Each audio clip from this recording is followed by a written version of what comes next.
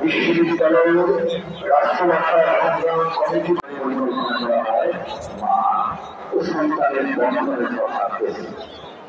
প্রথম বড় জাতি আন্দোলনে যারা শহীদ হয়েছেন বিগত সরকার আন্দোলন বিভিন্ন গণতান্ত্রিক আন্দোলন এবং বিভাগের শহীদের এই রূপকল্প ইতিহাসের অন্যান্য স্মারক হয়ে রয়েছে।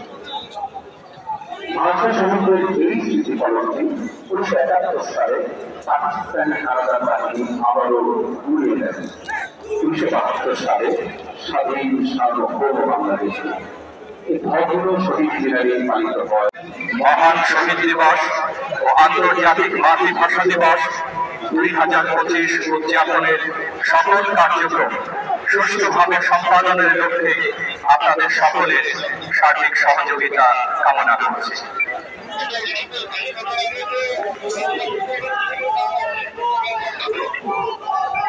ফেব্রুয়ারি 21 তারিখ শিক্ষকদের প্রতিনিধি ঢাকা মেডিকেল কলেজের